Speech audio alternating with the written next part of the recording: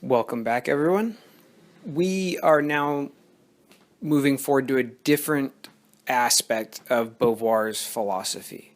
So, what we've looked at before is a sort of historical analysis of the themes or symbols or myths, as Beauvoir calls them, which shape the way that Western culture in general, so that's Europe and America in general, view women and men. What we see today is we're going to move away from mythology and literature and sayings and symbols and look at the concrete, real institution of marriage and raising children and couples generally. So now instead of saying what are the symbols by which we think about or sort of try to understand women and men, now we're going to look at how men and women actually live together. And we're going to see that certain things which seem natural are actually cultural. And we're going to see that certain things that seem good or as if they somehow fulfill what men and women actually are going to be, again and again, concretely limitations on what women do. And a limitation on your actual day-to-day freedom for Beauvoir is bad. It's the only... Everything which is bad because it limits your realistic day-to-day actual freedom. Okay, so another way to understand this is Beauvoir says, look, in today's world, we have abstract equality. That is, on paper, men and women have the same rights. And when thinking abstractly, we all say, sure, men and women are equal. A woman can do anything a man can do, and every woman should do whatever she wants to do. We all say that, and we really mean it. Beauvoir does think we really mean that. But, there's always a but. Then when we live together, there's these sort of little differences that start to shake out. Sometimes we appeal to nature, which we saw a lot in the myth section. Sometimes we appeal to, well, women are just better at certain things. And Beauvoir's point is always this: whether something's natural or not, whether a woman or a man is better at something, look, we don't have to be slaves to nature. You know, it's also natural to have a baby almost every time you have sex, but humans aren't slaves to nature. People use condoms or birth control or choose to refrain from having sex if they're not ready to have a kid. Right? So part of what she'd say as an existentialist is just because things might naturally be a certain way doesn't mean you have to run to embrace them. Doesn't mean that you are forced to value and affirm the way things naturally are. This is my own bombastic, over-the-top example, but I want to capture your attention. What's the most natural thing that happens to human beings? We're not talking gender differences here, just human beings in general. Death. Death is the most natural thing that happens to human beings. But you then don't say, well, because that's natural, that's biology, human biology, we better structure our society around affirming that biological fact. No, we fight it tooth and nail. Right? So instead of embracing the fact that, well, women have the kids and so they're more likely to stay at home because, well, after all, nature allowed them to breastfeed but not men to breastfeed, why do we rush to embrace that natural fact when other natural facts we admit are either neutral in terms of their value, or we say, frankly, they're bad and we should distance ourselves from these natural phenomena? My other bombastic example is, okay, what happens when you eat? It's natural that you desire to eat, and there's also an end result of eating, which is very natural too. I'm not going to spell it out for you. But that's something we say is bad. We don't talk about it much in public. In fact, I'm avoiding quite saying what we mean. Okay? And we do it in private, away from other people. So just because something's natural, Beauvoir is going to say, is not a reason to embrace it. And in fact, for most things that are natural, we take them and in our freedom using technology and work and politics, we overcome what's natural and we improve it. So we take what's natural, Beauvoir would say, and in our human freedom, which all of us have, we move beyond what's natural, what she calls given or immanent, spelled IMMANENT,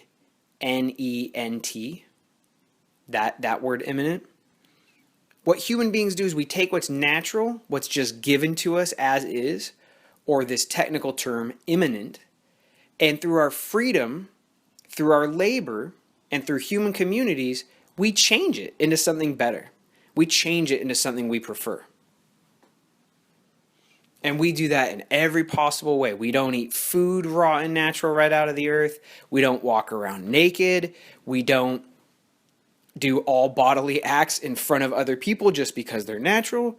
We improve on this stuff. That's what humans do, is we use our freedom to improve on the natural world. So why for some things do we say, hey, it's natural for women to have bodies, and then we chain or restrict them to that natural fact and demand that they sort of live nature instead of freely improving upon nature? Okay, that's a big background point. It's not really quite in our reading today, but I want to say that up front because a lot of you will wisely point out, hey, there are biological differences between men and women. A lot of them have to do with sexual reproduction. So that's, of course, going to impact family. It's going to impact how we raise girls to be women, how women become mothers, how men become fathers. And you will wisely and smartly say, hey, don't kill the messenger. Nature, right? Nature did this. I'm not sexist if I say women are biologically designed to be mothers. Okay, so just the background point to address that in general terms before we get into the details of the reading is Beauvoir says, for very few things do we just embrace them because that's the way nature handed them to us. So why for this one do we embrace it so readily as natural? Because we already expect and want women to be free, but a little more natural. That is, a little less free. We want their decisions to be slightly hemmed in, slightly constrained in advance. Okay.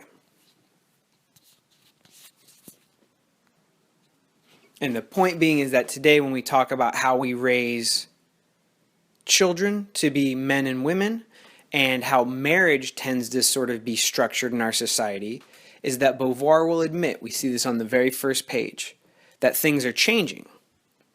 But her point is that they're changing for the better, but they're not done changing yet.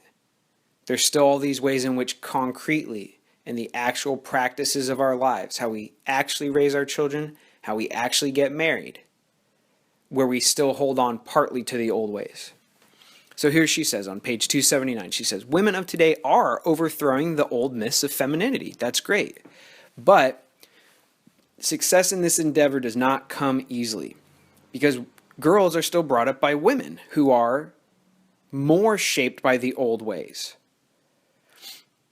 And she says that especially for family and marriage, that these institutions stand or rest on solid economic and social bases. So your marriage and the way you raise your kids is not something that happens separate from the world, but is linked up to the broader economy and the broader social expectations. So she says now, and this is really the theme for today's readings, now she's going to describe how a woman is taught to assume her condition as a woman. Okay?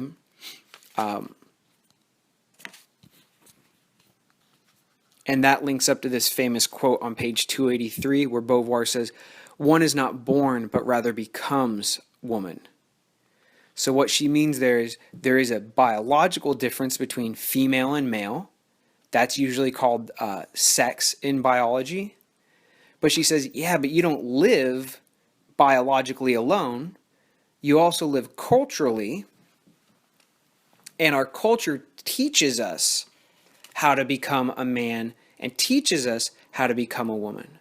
So that's what she means on 279, where she says you're taught to assume your feminine or masculine condition. And that's what she means when she says you become a woman or you become a man. Those are what's usually called gender, which is how you, in your day-to-day life, express the biological fact of male or female. You express it in these cultural ways that are shaped by culture and tradition, and that's usually called gender. All right? Okay. And at the bottom of 279, she says, we need to remember this or else it'll lead to lots of misunderstanding. She says, hey, when I say the word woman or feminine today, I don't mean some timeless archetype. I don't mean some core essence which never changes. I just mean in the present state of education and social customs. So it's easy to misunderstand Beauvoir on this point, but when she says woman or when she says men are and men do this, one, she doesn't mean all women and all men. But if she said that every time, right, most men or many men, it would get really repetitive. So she never means all men. She never means all women. Also, what she means is she's always talking about that gender expression, that cultural way of understanding what women and men are. So when she says women are clingy, women are nagging, things like that, which we'll encounter today, she doesn't mean that women are that way for all time. She means that we've raised women with the expectation that they need to nag in the relationship to gain some power. And so lots of women do that in the way our society is structured today. But she thinks if we structured our society differently, all these things she says about man and woman would change because they're products of our culture, not causes of our culture. Okay, so on to page 283. Beauvoir says, she says, look, when boys and girls are born, biologically they're almost identical. Okay, they go through the same sort of things in early psychology. She says, this is funny and it's true. She says, look, babies apprehend the universe, so they come to know themselves and the world through their eyes and their hands, not through their genitals. So her point here is this, is that you can see it very clearly up until about the age of 10 or 12, that boys and girls are physically almost identical and they're emotionally almost identical. So minds and bodies are almost identical for young children. Pause, that's one point. Second point is that the differences when you're young in physical bodies, boys have an external penis, girls have internal sexual organs, do not affect the way you go about your day-to-day life. Think about it, if you're a kid and you want to grow up to be a doctor, does it matter if your reproductive organs are on the inside of your body or on the outside of your body? No. If you're playing soccer in a youth league, you know, you're in third grade or something like that, you don't really have breasts yet as a girl. And even when you do get breasts later, it doesn't really change the game of soccer, right? So her point here is that there are biological differences, but they're actually pretty minimal in the terms of the way you live your life. We exaggerate them in our culture, though, and we take something very small, the sexual difference, and say that it is the real core essence that explains everything else. And Beauvoir says, hey, when kids, at least when we're talking about young kids, those things matter not at all, or so minimally that they don't even deserve to be talked about. But then what we do in our culture is we explain everything, that there's more male engineers than female engineers, women in driving, why women like to dress up. And we try to explain all of that stuff through the very small, almost inconsequential difference that a woman has a uterus and that men don't. Right? The uterus would have a pretty big impact on life if it changed and modified all these things. And she just thinks that's unrealistic. Okay. Young children, she says, they both like kisses and hugs from their parents. They both get jealous when a new child is born. They both show the same childish behavior. They get angry, they sulk, they try to act cute to win the attention of parents. She says, up to 12, girls are just as sturdy as boys. So she says, there's a long period of development where boys and girls are almost identical. And what she thinks is that at 12 or so, when boys and girls start changing, it's less because of puberty, which is a biological fact, and more so is that around 12 is also when you are being trained to enter the adult world. So let me say that again. At 12 or 13, when girls start talking to boys on the phone, and girls start wearing makeup, and boys start, trying to act like tough guys or whatever, that's not just because of hormones and puberty. That's part of it, but that's not the whole reason. It's also that that's exactly the same age where people are old enough and smart enough to see how adults live and start mimicking them or copying them. And that's also exactly the age when we start saying, hey, time to put away those childish things. Now you have to adapt to the existing adult world. What you want to do as a child, or how you think you are as a child, is getting less and less important. You have to grow up. You have to play by society's rules now.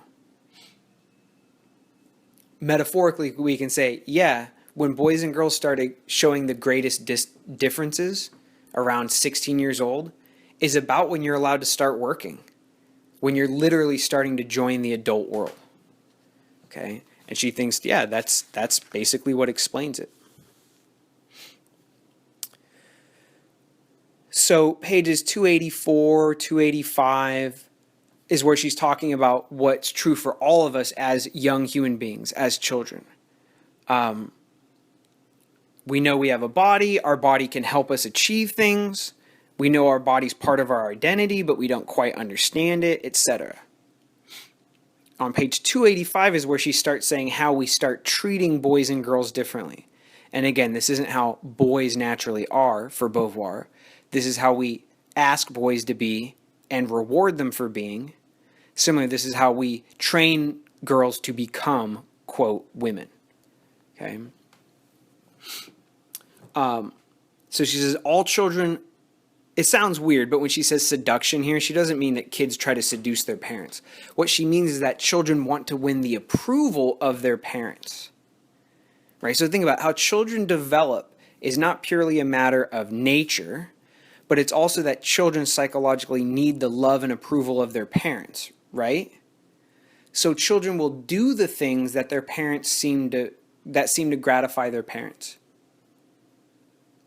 Now she says, what happens here for boys, what wins the approval and love of their parents is when boys start acting like independent, autonomous, self-ruling little adults. So when the boy leaves the house and goes on adventures, we say, yeah, look, he's gonna invent a company or something one day, because look how he's independent, he goes and does all this stuff himself. Girls, though, the things that we praise them for, that we tell them that they're appreciated and loved for, are things more like on page 286, when they allow us to dress them up, when they look cute and pretty, okay, when they cry, right, when they do things in the house with other people, right? So a boy will be praised if he goes outside of the house and develops a hobby of his own. A girl will be praised when she stays in the house and learns to do things that her mother does. So little girls are shown love, which all human beings need when they're young, when they do what their moms are already doing. When they make themselves an object, a pretty little object for others to look at. Boys are praised and shown that they're loved, which all human beings need, when they go out and find their independence. So we see this on page 286. Beauvoir says, if girls seem a little more spoiled and taken better care of than when they're younger, It's because there's greater and higher designs for the boy. That is, we're sort of nicer to girls and meaner to boys because we treat little boys like they're in boot camp, right? That we have to toughen them up. We have to toughen them up so they can go out in the world and do the things with their freedom that they really want to do. So she says on 286, the requirements boys are subjected to, the harshness, implies that we have a higher estimation for their life. More is demanded of boys, she said, because we want to encourage them on the difficult path of real adult human freedom. Okay? And that abstract notion takes on a concrete or real day-to-day form for him in all these different practices. Okay? So we jump now to page 293. Okay? And what Beauvoir points out is that boys, how do I want to say this? Boys idealize their future through role models, through their own body. So if they want to be a kung fu action hero, they'll, do things with their body. They'll throw kung fu punches. Okay? And that girls are more often to have dolls, and that's how girls idealize their future. So remember, for Beauvoir, the point is always which things help you seize your freedom. Okay? It's always your responsibility and your own personal obligation to live your freedom, to do with it what you want. However, if people encourage you to seize your freedom, if they help you seize your freedom, then you're more likely to actually do that. On the other hand, if people encourage practices for you that don't help you build on your freedom today to a bigger freedom tomorrow, then it's still your responsibility, but they're helping you hinder yourself. You know this expression that there's codependent relationships, where people sort of, both sides of a relationship enable the other side to screw up their lives? Okay, so think about when there's a couple and they're both addicted to drugs, right? Yeah, it's still your personal decision and your personal responsibility whether you're going to go back to using drugs. But you understand how much easier it is to misuse your freedom and choose to go back to drugs when the other person in the relationship also uses drugs? Okay? So we can apply this to children basically. Parents positively enable boys. They tell boys to go do their own thing, to imagine a future for themselves, and to prepare for a career. And with girls, of course, we do all that stuff too, but we do these other things that sort of send mixed messages or make them stumble. So if a little boy plays with a doll, you're probably going to take the doll away from him at a certain point, right? You're going to take the doll away from him at a certain point. If a girl plays with a doll, you're not going to take it away from her until she's something like, 18, fully an adult. And you've all been in friends' rooms in college where the girl still has a stuffed animal on her bed, right? Now, the biological interpretation would be something like this. Women have a maternal instinct, and having teddy bears and dolls and things like that around gratifies their maternal instinct. And there might be something to that. Okay, Beauvoir is not very sympathetic to that point, but I'll admit, there may be something to that. But here's the kicker. This is what Beauvoir would say. If it's so natural for girls to have that maternal instinct, then why do we encourage girls to have dolls and discourage boys from having dolls?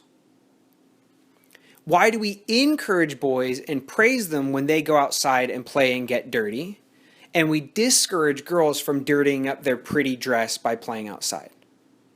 So the point is this. If it's natural, then parents don't need to encourage children, and they don't need to discourage children from any of this. But in fact, parents do encourage boys to do these things and discourage girls from doing these things.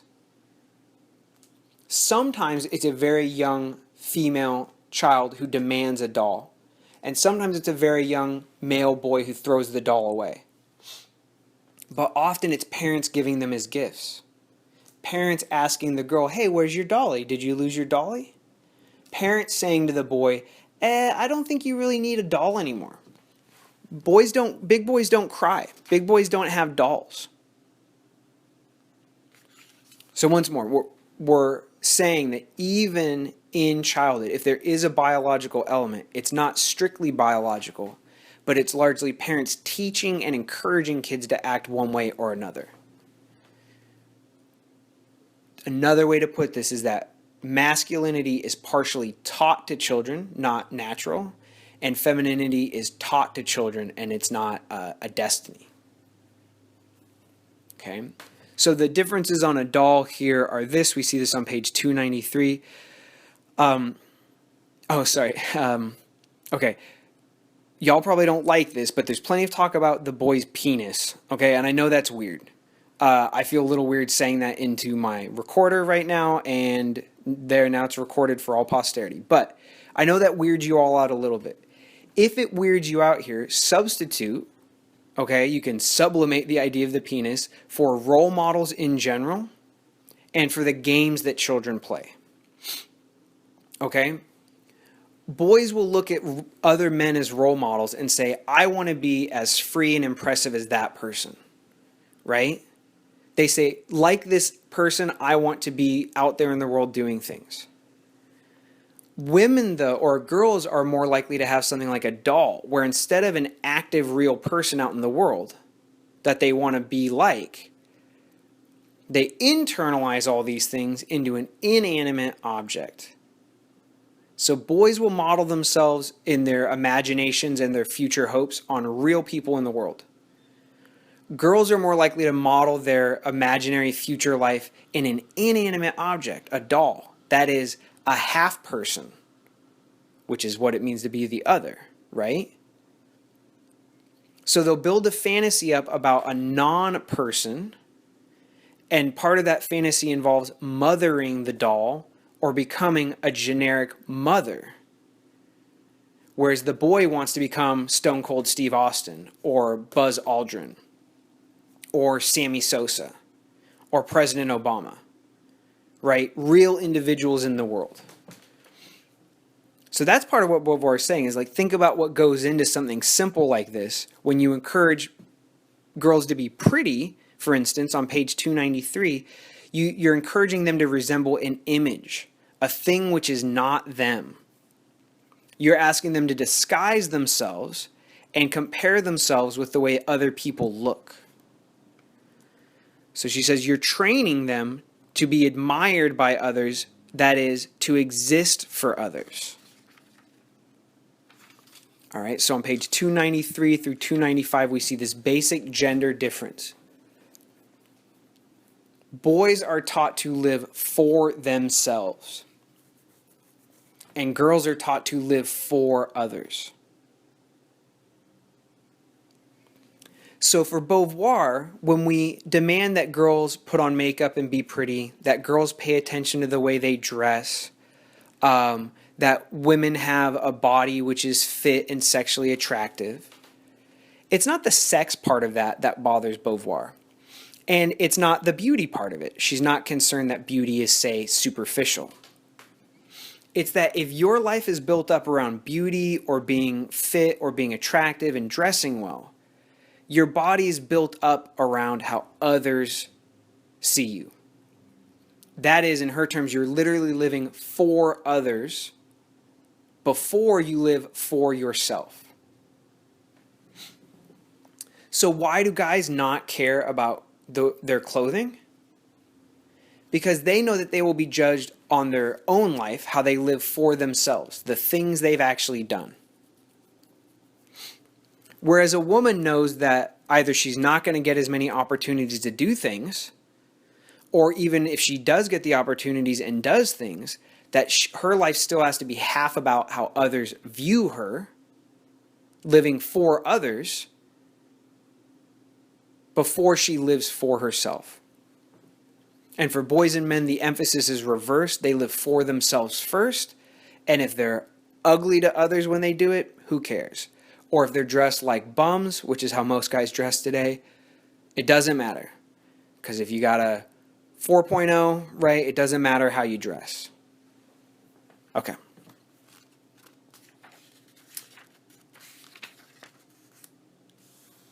So this is what Beauvoir says when she says it. This develops the whole attitude of narcissism in women, that how they appear to others, how society views them, is a focus of their life. Okay.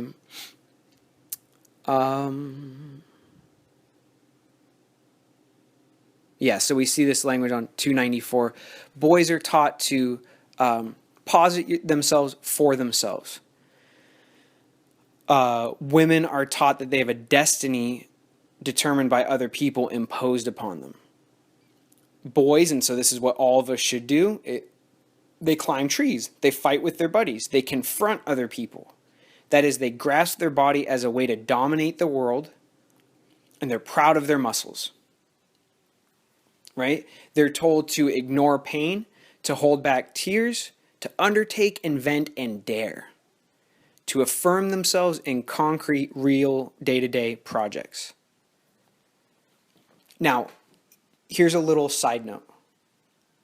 If you don't buy Beauvoir's point that even today we still do this stuff for men and women, then at least take this away from her.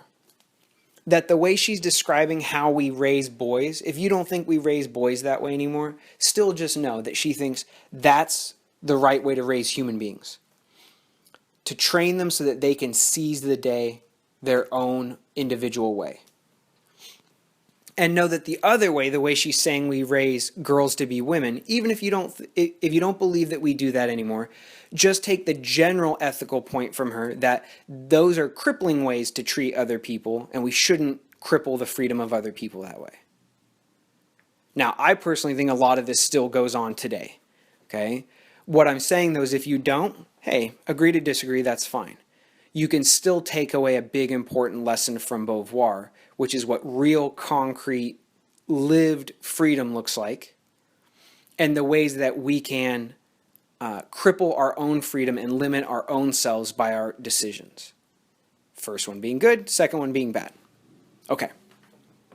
So this is what she says, on the contrary, happens with women, with girls. She says, for women, there's a conflict between their autonomous free existence and their being there for other people. Women are taught to please and to please others. Now, here's another big point on page 295.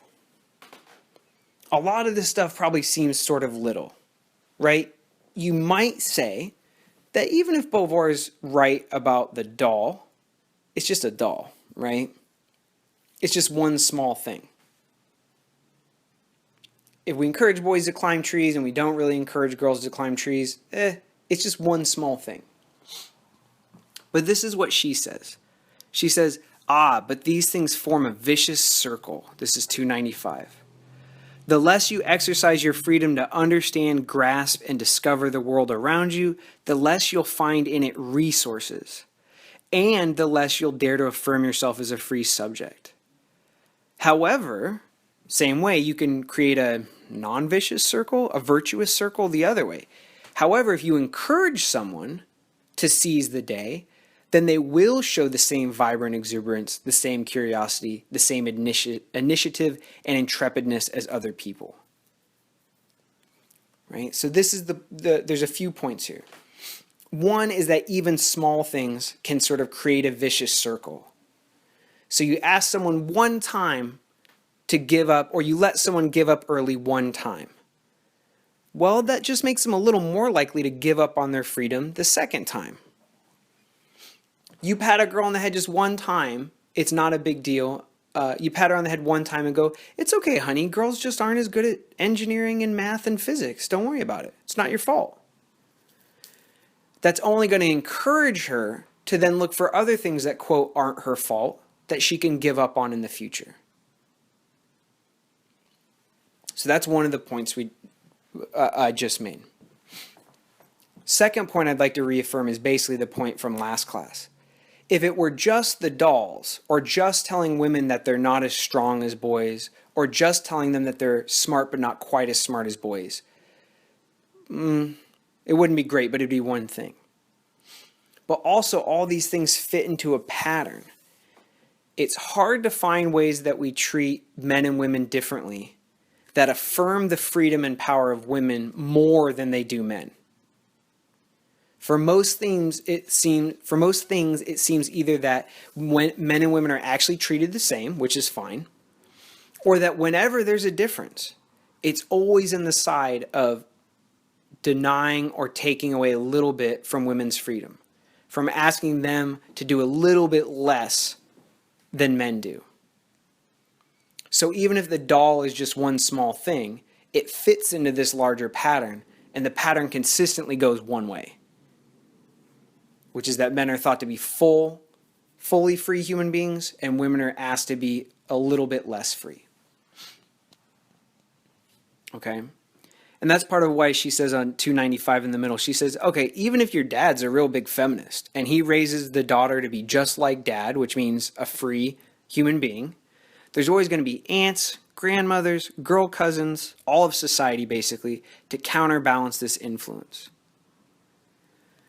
So for Beauvoir, this is part of why things change so slowly, is that for every person who is enlightened and demands that this girl get off her rear and go out there and win the world for herself, which is what we should ask of everyone, then there's always someone else out there who waters down that message or sort of conflicts with that message and tells her, don't worry about it. If you go to college, as long as you get your MRS degree, that is your missus, you get married, you'll be fine. It undercuts her desire to be free and seize the day. And society, that's what society is doing nowadays, Beauvoir says. It's giving us all mixed messages. It's telling us that women should be free, and then it's also sometimes saying, yeah, but not fully free. So Beauvoir says, even today, page 295, customs oppose treating girls exactly like boys. So here's a question I'm going to ask you, and then we'll end this recording, okay, after this question, or shortly after this question. What are some of the different ways that we raise boys and girls still today? Okay, so we don't have to talk about the olden days where, girls had to cover their hair and only boys could work in jobs, etc. But how do we treat boys and girls differently today? Okay, that's the first part of the question. How do we raise girls and boys differently today? So pause and reflect on that.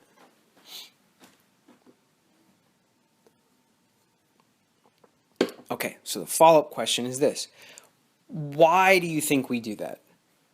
Okay, so what's behind it? Okay, is there a reason we have to do that? Is there a reason we do it even though we don't have to? Why do we treat boys and girls different in those ways you isolated? Okay, and so here's the third follow-up, and this one is basically, this is where Beauvoir would speak back to you through this question. Okay, so the first part is really, what do you think? And this one's now, you want to sort of hear Beauvoir or maybe think as her, okay? The third part, the follow-up is, okay, if these things are natural, which some of you will say, and some of you won't, but some of you will say, if they're natural, then why do we have to enforce them so regularly? Right? And I'll just basically end by saying this. Hunger is natural. You don't have to teach a child to want to eat. But we do seem to teach children what counts as, quote, really masculine, and we do teach them, quote, what it means to be a real woman. So if it's natural, why do we have to teach it to them? Okay, so we'll end this recording just with an image that pages 295 and 296 made me think of, okay? Remember, if you supply things from pop culture for Beauvoir, for this book, you'll do us a great service, because things from movies, TVs, popular literature, etc., they really show us how we think, right? So if you can find examples that support Beauvoir's point, or examples that contradict your point, either way, you'll be showing us where our culture's really at in terms of men and women.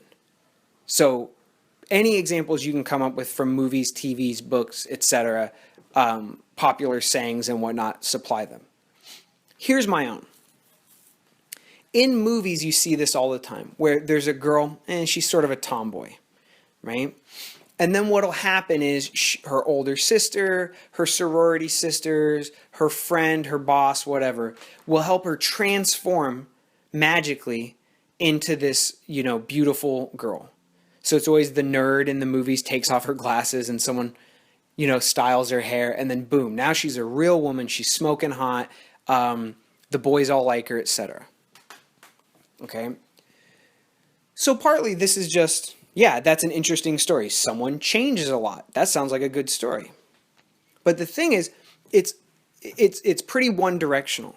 One is that what's discovered always in these situations is the true inner femininity of the woman. So the message is that every woman has that deep down inside of them. The long hair, beautiful, attractive to men, sexy, truly feminine woman. So the message is that's what all women are deep down, is women are in fact feminine deep down. They can hide it through glasses, or they can hide it by being a tomboy, but it's in there. So that means that all women are the same at bottom. They're all feminine. Okay? Now, notice though, it never happens the other way. It's not that the pretty girl has this sort of epiphany and then her friends help her become the math whiz. It's only the math whiz becomes the pretty girl. So what does that say about our values as a culture, right? So that's one aspect in which it's one way. Girls always get improved and discover themselves when they find their true inner femininity. And it usually involves moving away from things like being smart, being serious, having interests and hobbies like sports or science. So that's the way it's one way. The other way it's one way is, correct me if I'm wrong, but I don't see stuff like that happening in boys' stories. I don't see a boy being not properly masculine and then having this sort of magical transformation, like fairy godmother transformation, where he's taught how to be a real man. I might be missing it. Maybe there's something obvious in like sports movies or something where the boy becomes a man or something like that. But that's another way it's one way, is that we tell women they have a destiny, they have a trajectory, and it's toward being feminine. But for men, we don't say that they have a destiny or trajectory because we don't think that an individual guy is defined by his maleness. Women are defined by their femaleness or their femininity, but men are not defined by their masculinity. They don't need a fairy godmother or fairy godfather, I suppose, to transform them into the real man that they were destined to be. Because we say, I don't know what this guy is destined to be. He'll go on to become JFK or Gandhi or Teddy Roosevelt, but who knows? So that's the other way, is it's one way, is we don't seem to have a similar kind of story for boys. We only have it for girls. So what do y'all think about that? Maybe it's a weak example, maybe it's a good one, I don't know. Tell me if you see something like that in our culture as well. Okay, so now we'll end this recording. We'll have another shorter recording after it to cover the rest of the reading. Okay, thank you everyone.